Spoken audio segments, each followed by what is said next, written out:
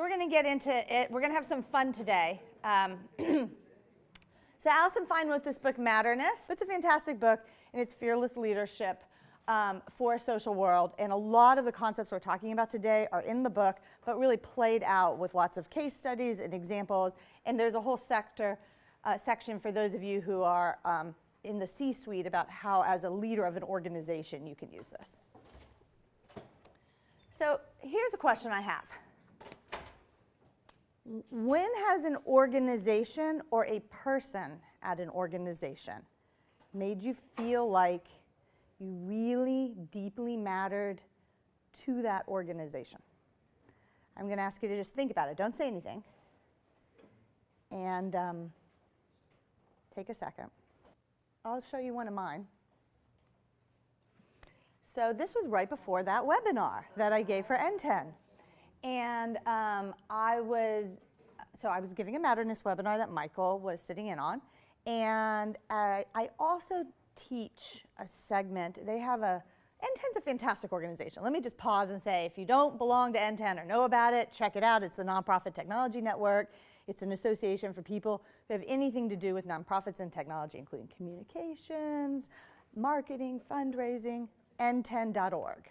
And they have a nonprofit tech academy, and it's scholarships and very low money for people who are interested in kind of like upping their game technology-wise. And it's like a 10-week course, and I teach a week of it on social media communications and social media strategy. And so I'm in their like private group where people are talking about what they just learned. And someone said, in last week's session on website development, there was a lot of jargon, and these were the terms I didn't understand, and can someone help me understand them? And I jumped into the thread and on the forum, and I said, thank you so much for posting that. I'm giving one on social media strategy, and I want to be really aware of jargon. So if you hear me using jargony words during the webinar, let me know. And then this woman, Bethany, who is their community manager for all things at N10, sends me a personal email that just says, thank you for jumping in on that thread. I mean, really, it had nothing to do with the Matterness webinar or the session that I teach. And then there was an animated GIF, which I thought was really cute. And it made me feel like I mattered. Like, it was so simple. It was, thank you for participating. That's all it was. And they, like, had me. Unfortunately, the problem is this. We're treated like ATMs half the time. You know, we just hear from the organizations when they want money from us. We're treated like ATMs. We treat others like ATMs. How many times has an organization misspelled your name? Allison always tells this story about how she's the president of a synagogue, and she got a call from a member, and the member says, I was in the hospital last week, and nobody visited me. And she says, who did you tell? And the member says, I didn't tell anybody. But I was in the hospital last week and nobody visited me. And I just think that we are in this mode of the churn of the organization. It's easy to send out the thank you for donating, and it's easy to send out the I need money, and it's easy to send out the annual report. And all the other stuff is hard. It takes time that we don't have, and we're in this thing called the churn, where the churn takes over, and that's how we're perceived by the organization, as an organization that's just churning out rather than that's mattering. And yeah, we know all the work we do is amazing, and it's amazing to the recipients of the work and the people who are benefiting and the regions and the natural resources that get all the wonderfulness from the work that we do. But sometimes the people that we work with don't feel that. So why is it so important? People have choices. We're in a world now where the choices are just numerous. I'm going to talk about making our resources go further. This Matterness is a way of like unleashing resources that I think actually makes your work easier. Donor retention. There were so many people in development here, and I think you're here because you want to know about how to get more resources and how to retain donors. Organizational sustainability. If people don't feel like they matter, they're not going to stick with you, right? Negative publicity. I was just talking with an organization. I was presenting to an organization that was dealing with a terrible and vicious negative campaign. Vicious, vicious, vicious. And part of it, honestly, is due to the fact that they didn't make people feel like they mattered. And so there weren't people that came to their side when this happened to say, no, this organization has done so much and I'm a supporter. And so Matterness is a lot about getting ahead of that so that if it happens, you've got folks on your side. And then finally, moving people to action. So this is the definition of Matterness. I know you're wondering because it's a made-up word. You're just like, she keeps using it, and it's like your kid who's like, stop using that word and tell me what it means. But you just keep using it. It is a different way of working that turns passive stakeholders into active participants. And here's the key. By making each person known, acknowledged, and invested in the success of your organization. Now, this, invested in the success of your organization, is a definition I've used for years as what is a stakeholder. But known and acknowledged is really different than invested, right? All right, so this is the this is the path. There's 3 elements to institutionalizing Matterness. And I mean, obviously it's not this simple. It's not like, we're going to just totally nail institutionalizing Matterness, and then we'll have stakeholder engagement. Like, this could take, like, time. It could take time. But we're going to talk a little bit about org culture right now. Raise your hand if you read The Network to Nonprofit. Anybody read that? 1, 2. I'm not surprised you've read it, actually. I'm not surprised you've read it. All right. Can I put one of you on the spot and ask you, like, do you recognize this from The Network Nonprofit? Either of you? Right. I've worked at plenty of organizations like this. I've consulted to many, many, many fortress organizations. I like to think when I was the executive director, I wasn't a fortress organization, but it was 1999, and I probably was. Maybe it was later than that, 2004, and it probably was. This is the way most of us work. We have our beautiful branding, and we have our beautiful way that we write our fundraising letter, and we have our perfect way of operating. And then when someone comes knocking on the door, rather than opening the gate to let them cross, we pour oil, and we say, no, the intruders are coming, the intruders are coming. And this is the fact of the matter, is that the intruders are here, and this is what they look like, only, well, they're older. They're like 30 now. 32 are your millennials, 34 even. They're here in this room. They're management as well. We are living in a society today where this is unsustainable. And organizations that operate as fortresses ultimately are going to fall. And you're going to all give me negative reviews for saying that. But I believe that very, very firmly, that unless we have more of an open flow where we see everyone as part of the organization, our organizations are not going to thrive, and they're not sustainable. So millennials, and not just millennials, I think culture has changed. We're not associated or don't feel so devoted to the name of the organization as the cause. If the Red Cross is doing fantastic work in Syria, and you hear of another organization and you care about Syria and what's going on there, and it's not the Red Cross, my guess is you'll give to that other organization now. Like, worlds have changed. It's not our grandmother who wrote the check every December to the same 10 organizations. And new and dynamic causes are the ones that are welcoming people in, are the ones that are going to survive. The other part of it is, I guess you all know probably that there have been more nonprofits that have been started in the last 10 years than ever in the history of recording new nonprofits. And why do we think that is? Like, that it's connected to what's going on here. Anybody have a thought? Pardon? Internet? Others? Yeah, say it loud and say it proud. I think you nailed it.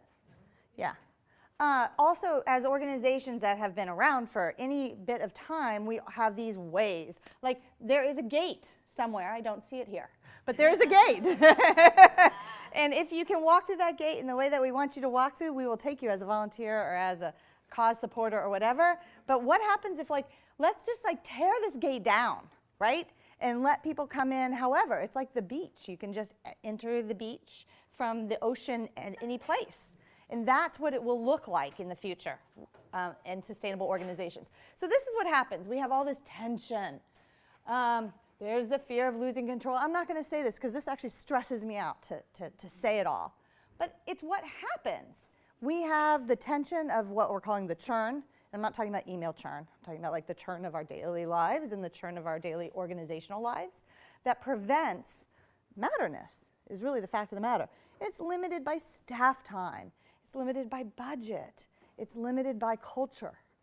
And the biggest change to kind of moving the organization towards Matterness is changing some of this.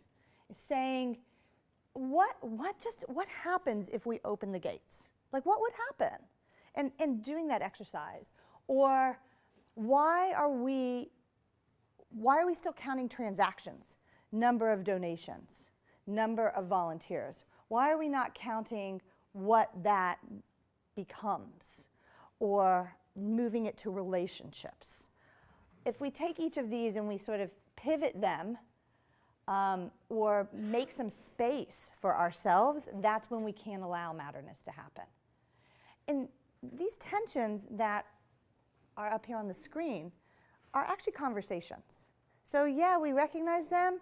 And what if we went the next step and we actually had these hard conversations within our offices that are like, well, I think we're in a trap. And instead of like saying, okay, these are the list, ask folks to list it out themselves. What prevents you from doing your work that is the churn that happens in your organization? And how can we just address it? And I think this isn't easy. I mean, I'm not going to tell you it is, and you know it's not. But perhaps there's one piece of this, one thing here, that you realize if you unlock it, it will change something in the way that you work to enable greater things to happen.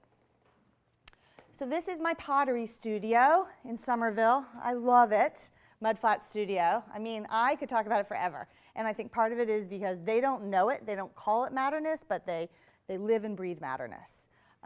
Anybody know Mudflat Studio? I mean, yeah, it's like the far eastern part of the state. Like, you know, you can see the ocean. So what they do is they do so many things that make you feel every single day that you matter there. From at the check-in of every class, there's a check-in, like how are you doing, how are things at the studio, anything that we could do, to what they did on Giving Tuesday. So most folks are raising money on Giving Tuesday. And this is a studio that is deeply in debt because it bought its own building with lots of grants from Arts Council and all that stuff, but like they're always asking for money. And they decided not to do that. And instead on Giving Tuesday, they instituted a Give a Compliment. So they had these 8.5 by 11 pieces of paper around the studio for a week ahead of time that said, on Giving Tuesday, give a compliment. And then there were these tear-offs at the bottom, like you see on the traditional flyers on bulletin boards. And there were some sample compliments. I love your glaze job. This pot really inspires me. I've always wanted to do that. And you could sign your name on the back if you wanted. And then there were some blank ones. There was one blank one on the end.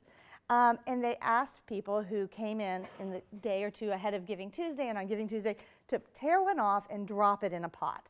And there are all of these shelves around the studio where people keep their bisqueware and their glazeware. And then there's open community shelves when they've just come out of the kiln, and you could drop it in any of those.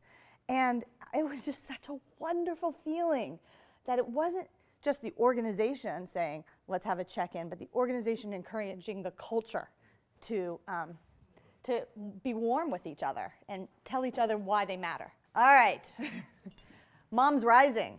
Anybody know Moms Rising? It's, I guess, Washington State, I think, is where they're based out of. The same person who founded MoveOn.org, Joan Blades, also founded Moms Rising, and she now has an organization called Living Room Conversations, where she brings people who are at opposite ends of the spectrum together politically to talk. Moms Rising is an organization that is entirely focused on what people, let's see, they don't set an agenda. Their stakeholders set the agenda. So they have paid leave and childcare that matters a lot to them. And they also are talking about gun control, and they're talking about healthy food. And they do this by listening. And they host 2 Twitter chats a week on subjects that people care about, Food Friday, and there's something on Wednesday, I can't remember. And they have an open process where you can bring ideas to them. And they put it back out to people to ask if this is something we should work on and prioritize. So that's an example of, like, there is no gate at this organization. It is just open. I'll have other examples later on. And this is an organizational culture. I mean, Joan founded this organization to be open. So in this section on stakeholder engagement, I will have a lot more examples. This is, so let's say you have, you're addressing some things in the culture. It makes this deeper engagement, deeper commitment from stakeholders a lot easier. You could jump, I guess, let me be clear. You can jump here and you can be like the wizard behind the curtain, like everything's beautiful and our culture's the same, but you can kind of overcome that by doing some stuff in stakeholder engagement, but it's going to be a lot harder. That's all. And I apologize to people on this side, but the video guy said it's easier if I stay over there a little bit more. All right, so Matterness isn't what you want to talk about. Think about the Moms Rising example. It's really not. It's really what they want to talk about. So this is a cute little red-headed boy, and he's talking to the beauty from Beauty and the Beast. For those of you that don't have young children, you may not know that. A Disney princess.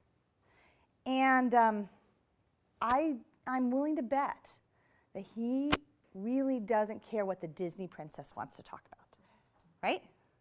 What do you think he's saying? Anyone? What's his question? Where'd you get that dress? Where'd you get that dress? That's a great one. What else is he asking? Did you kiss the prince? Did you have one back there?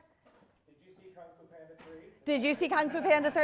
Right, exactly. What's your favorite book? Right, have you met Ariel? What else? Anything? Where's the Beast? The Beast is so cool, right? I'm sure he's actually not even asking questions. He's probably just talking. He's like 6, and all he's doing is just spewing for like his 10 minutes with his Disney princess, right? This is how we need to be.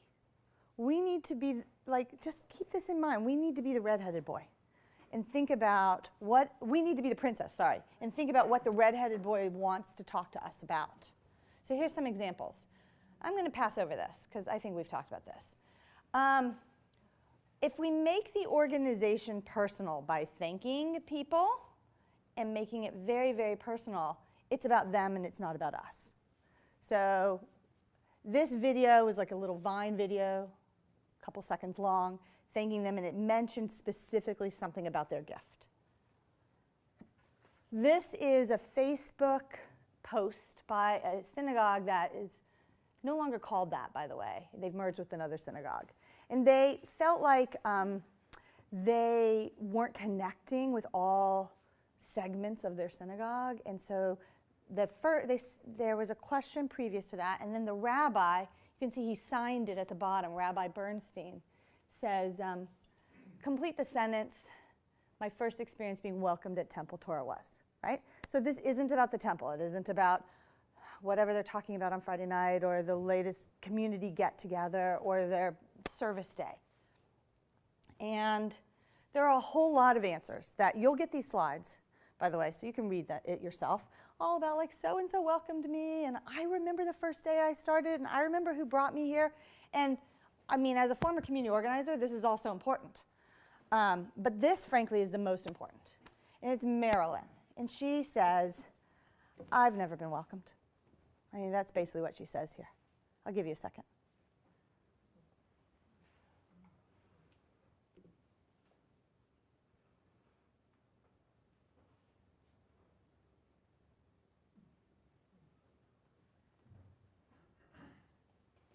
Spelled her own name wrong. It's all right. She's probably like really nervous writing it. This is hard stuff. It's hard stuff to open up the drawbridge. And sometimes you get this. And I was working with this synagogue at the time, and the rabbi calls me, picks up the phone and calls me as soon as this is posted, and is freaked out. It's like when a donor says something terrible about you on social media, and you're like, oh, and you call your development person and say, did you see this? And I said, call her. You know, she is a member, you have her phone number. Pick up the phone and call her. And he did, and then he responded. I said, you also have to respond publicly, and you have to acknowledge your own faults here. And this changed everything. People started talking about it. They started having welcoming conversations at their synagogue, small group conversations, dinners in people's homes to figure out, to root out what was causing this. IBM is a fantastic social media example. IBM and GE, they both do a great job on social media, and they don't talk about their stuff. Being an inventor is like being a composer. Instead of music, we compose inventions, assembling materials in new ways to enhance the human experience with technology. This is a quote from an IBM researcher, and notice it says master inventor. IBM's Facebook, Twitter, Instagram, Pinterest, it's all about the power of invention, the possibility of invention, the excitement of invention.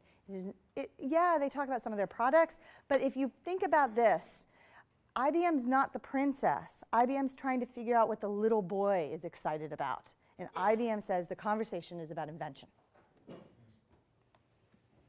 I'm going to take a second to sort of talk about personal. Because I don't think you can really have stakeholder engagement without being personal. Can you raise your hand if you personally use social media, like you acknowledge that you work at the organization when you're using social media and kind of talk with people who care about your organization on social media, but personally? 1, 2, 3, 4, 5, 6, 7. Oh, all those people in the back. And that whole group there. 8. All right, so probably about 15 of you out of this big group. This is really important. We're the fortress part, that's where we're still behind the logo of our organization. And if we can get outside that logo, people want to talk to the CEO. The 20 of you who are CEOs and executive directors and presidents, they want to talk to you. They're like Marilyn who wants to be recognized. And it's easy enough to do. You can send direct messages to people and say thank you so much. You can friend them on Facebook and put them in a private list of people who never see your posts, but at least you friended them. There's stuff you can do. People always ask me, one second, how? So I'm not going to get into the whole what you can do to sort of prevent them from seeing everything that you post on certain things, on certain channels.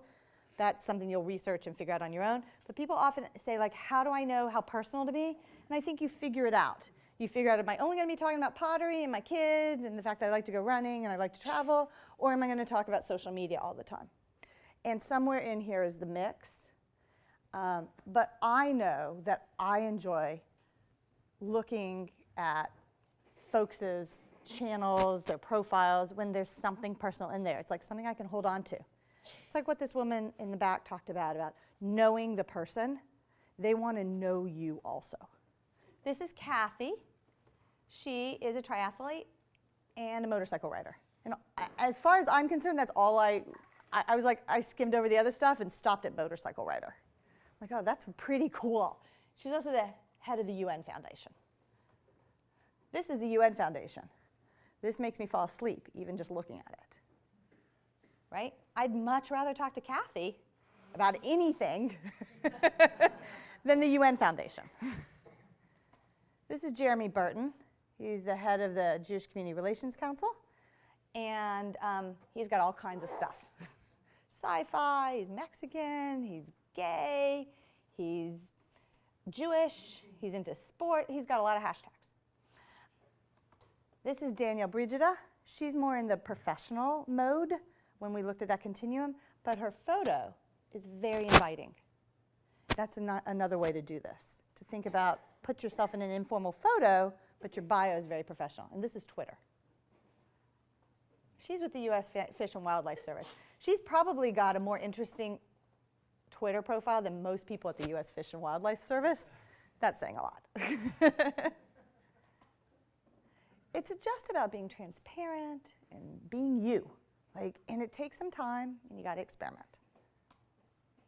This is Thomas Campbell. He's the head of the Metropolitan Museum of Art. This is his Instagram account.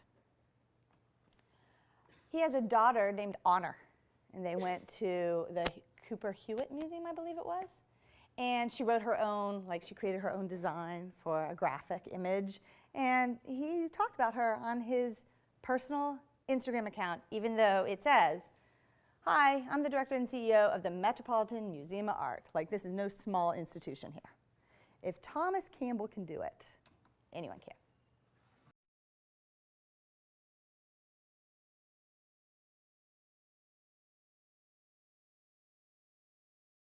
All right, we're going to kind of whiz into how do you unleash some capital.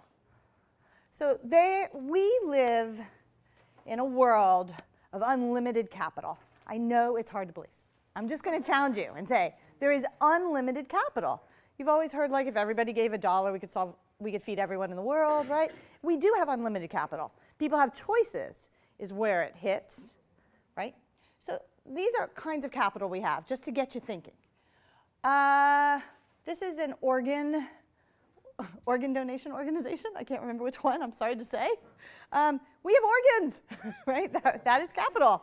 And they were trying to get people to say, all right, upon my death, I will donate an organ. Does anybody have Nextdoor or Front Porch? I don't know what is it out here in Western Mass? Is it nextdoor.com? Nextdoor, okay. In Vermont, it's Front Porch. That capital is just the community. Do you want to share does everybody know what it is? Yeah. So the capital that's being unleashed there is your community. It's individuals talking about the community. There's Code for America. I don't know if you know about that.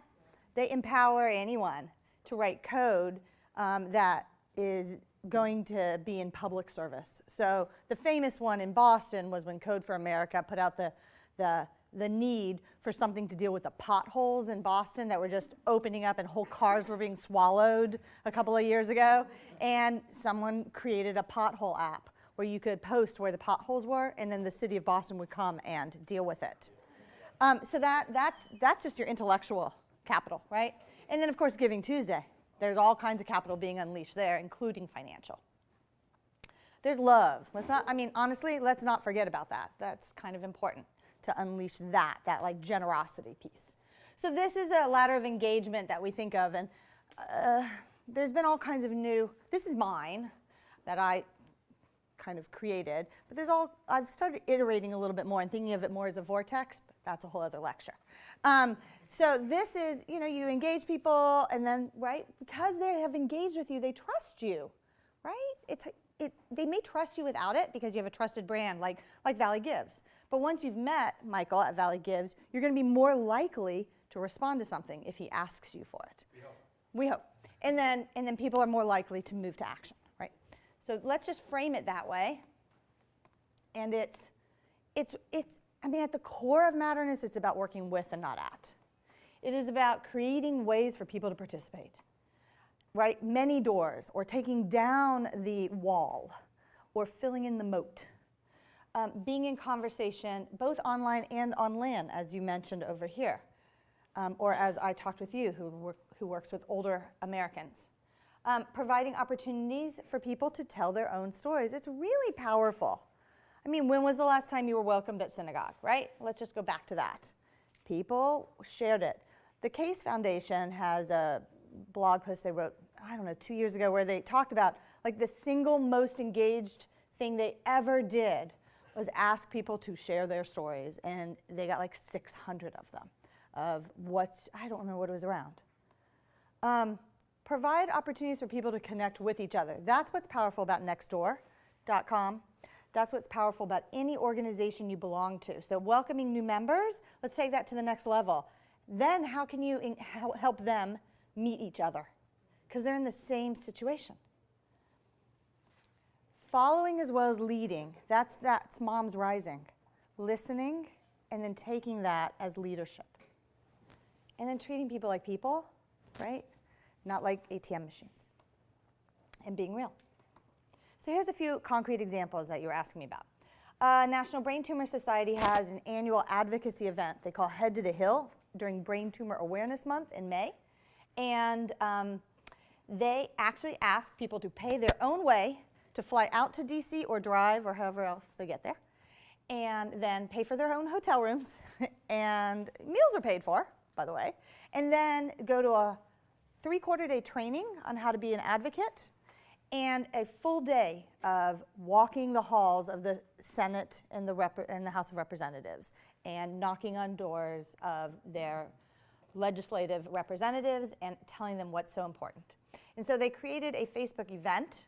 Most events are like, meh, meh, nothing ever happens in those Facebook events, but theirs was very real because they had folks introduce themselves. They planned ahead of time. Every week someone was going to introduce themselves who had been to this event before, who would say, ask me questions, or who else is coming from my state. And we're not going to read this, but Lisa's saying it's my 4th year. It's awesome. It's rewarding. You can register at the website. Please post any questions, share your story, make a difference. And then there's a whole thread below this of people asking questions. Why did you get involved? And they went from having 40 people to 120 that year. It was just about creating a space for people to connect with each other. The American Diabetes Association for Giving Tuesday 2 years ago tried something different. Instead of asking people to give money to the American Diabetes Association, they recognized that the fundraisers, while they raise money, they very rarely contribute to their own fundraisers. And that's understandable. Some people would rather just have others contribute the money, and that's the way that they want to participate. And they said, how can we energize this a little bit? And they created something, a Pay It Forward campaign, where for Giving Tuesday, it was only within the fundraisers. They said, if you are creating like doing a walk or a run or whatever it is that they do for the American Diabetes Association, and you consider yourself like the lead of this event, pay it forward and donate to someone else's event. And it got people talking to each other and connecting with each other in a very interesting way. NASA. Oh my God, do I love NASA on social media. They're fantastic. Their conversation is about like the power of wonder, right? And they have something called NASA Solve, where they ask people to solve challenges, and that's their capital that they're unleashing. This says, help solve tough problems related to NASA's mission through challenges, prize competitions, and crowdsourcing. Attention solvers, design sky for all. At NASA wants your ideas for technologies for the airspace of the future. And then there's a link. They also invite people to go to their launches and live tweet. And people pay for themselves to go down to Cape Canaveral and tweet. And all you have to do is submit an application. I mean, talk about opening the doors to something that's like top secret, right? If NASA can do it, people, anyone can. I have a blog post on my website about this, and there's the link, and you'll get these slides. And rather than me going through this, I'll just encourage you to honestly, to read it or look through the slideshow and see how Multnomah County Libraries successfully, I mean, this is the most boring idea ever. They wanted people to pass or maybe to vote against, I can't remember, some specific tax on a proposition in November. It was so complex that they finally just boiled it down to libraries, yes. And they had people hold these signs in front of libraries, but more importantly, they asked people to check in on Yelp and on Foursquare at the libraries and talk about why they love the library. This is how I see Ithaca College.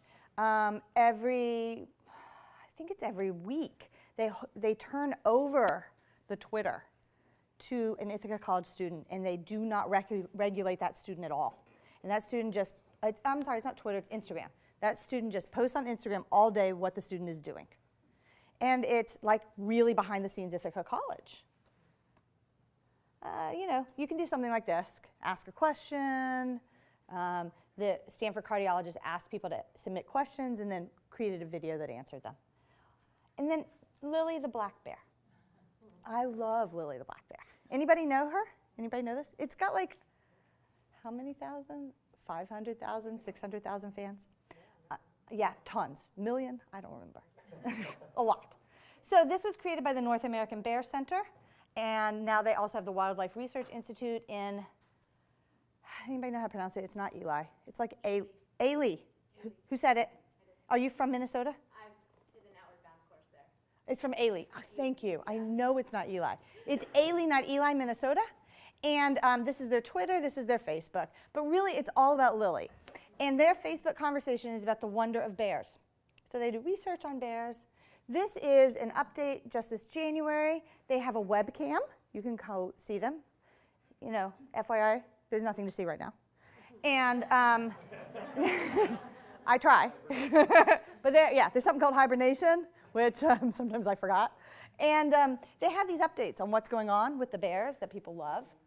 The Lynn Rogers, the director of the center, will post periodically that says, I'm really sorry there's no update today. This is what I'm doing. I'm scrambling to get something together. That makes her really real. They have a forum. That's an app on their Facebook page.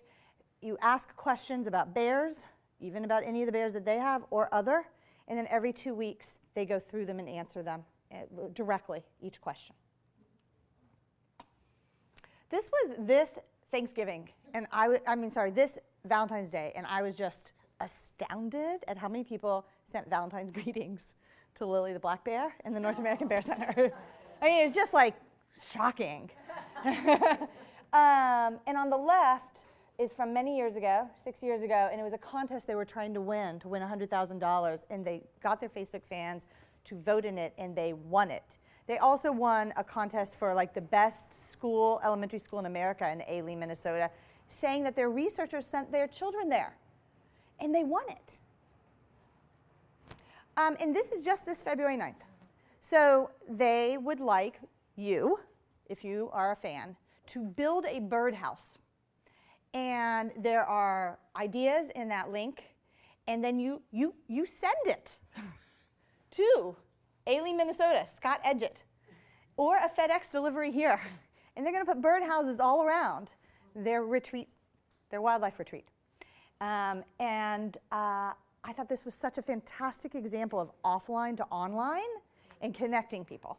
They have something called a lily pad picnic, where people, again, pay their own way to go to Ailey, Minnesota once a year, meet each other, get tours, visit, probably not too close to the bears, and learn about it, right? So this is what they do. They got all kinds of ways people can be engaged, participate, acknowledged, valued, co-create, invest. Like this organization does it all, honestly. There are a few that I can think of that do as good a job as the North American Bear Center. And every one of you can be the North American Bear Center. This is not about bears or puppies or kittens or small children. Every one of you can do this. The thing is, they figured out the online conversation. They figured out it's about the wonder of bears and what makes them so interesting. And they figured out how to engage people in that and how to offer them opportunities to engage. So here's another number one and number one. She wanted to know how many new supporters. I mean, their Facebook page has grown. Their Twitter really isn't. But I don't know. I really don't know. I wish I did know. I sent them money. And I'm not like a bear person. More than one. I sent them money once. No, they got more than Oh, they got more than one supporter. I was just so impressed. I thought, I'm going to fund an organization that's doing something so right. So I would love for you to do the same thing. Decide which of these number ones is number one for you. And think about how you could either bring co-creation and stakeholder engagement into your Valley Gives success, or what opportunities your organization could, as a whole, offer to do the same thing. So let's take 10 minutes. We're going to wrap up pretty much after this. You touched on two things I want to mention. One is when I've done this in the past and I've had 2 hours, there's another share pair we do that where I ask people to think about what capital you would unleash. What would you unleash that amongst your organization's kind of like world, right? So there's the building the birdhouses, there's the creating the art, right? There's people could write symphonies or even songs, whatever it is, right? That's something that I'll just kind of put out there. Like maybe that's a conversation when you get back to the office, not today, sometime, to think about what capital you have that you could unleash. When I asked this at a training / workshop I did last week, somebody said, it never occurred to us, advocacy. And advocacy is something that like periodically this organization did when there was a need, but why not think about it more regularly? So that's one thing. The second thing is that I don't want some reminded me. You reminded me of the question? No, someone reminded me of the question. Right. Mizoshki was the last name. Yes. How do you pronounce that last name? And your first name is? Angela. Came up to me to remind me to answer your question. So thank you about how do you measure matterness. So it's complex. I actually have a matterness assessment that Allison and Fine and I, when we are hired by organizations, we will do a matterness assessment, and it really is a dashboard, and it looks at 5 areas. How are you making people feel known, and we call that anonymous as opposed to anonymous. That's Allison's word. She's the wordsmither. We ask what are the opportunities, and are there opportunities for co-creation? We ask how do people invest in your organization? Is it only by money, or what are the other ways that they invest in the organization? We look at materials. We look at how jargony materials are, and we look at the language that you use when you're speaking on your website, things like that. And then finally, we look at how deeply are people engaged with you in your different spaces. Do they show up at events? Do they volunteer for things? Are they engaged in your online spaces? And it's actually like a number, and it's almost like a dashboard, like a speedometer that will measure. Where are you now? And then we will look at which area do we think, if you worked on, could that move the needle the most of all those things we've talked about? And then we remeasure. I don't think there's any easy way to it. Purely by social media, I look at engagement. I purely look at that. The @messages, the retweets, the direct messages, the talking about you, that kind of stuff is easy enough to get through your metrics.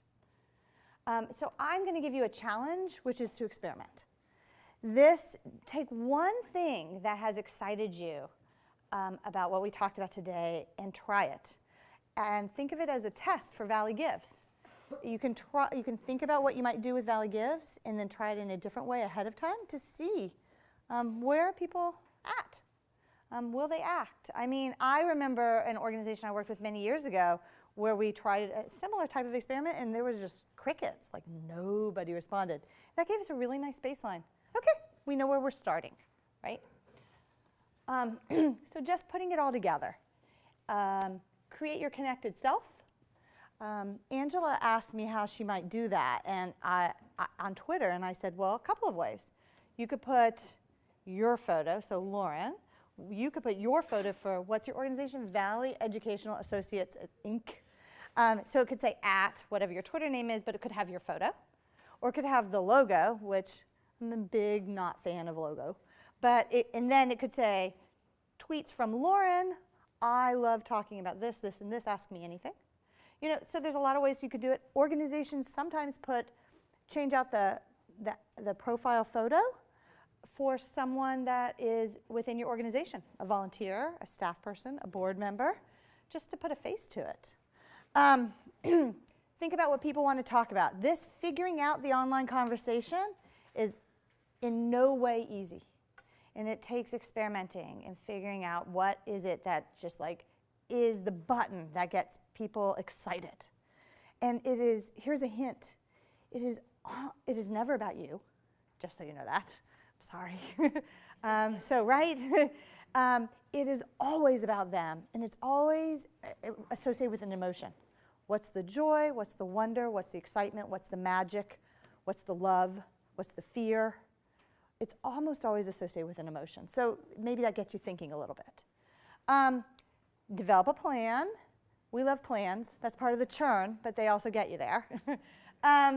Determine what capital you want to unleash. We talked about that. And then try this experiment. So if you want to reach me, you've got my contact information in here. I say this every time I give a workshop. As part of this workshop, if you have follow-up questions, it's part of this workshop. So email me. Tweet. Michael's sending that. I'm going to have Michael say a few closing words before I leave, but tweet to me if you have any ahas, whether you loved me, hated me, or liked me. and you have constructive feedback, I'd love to hear that too.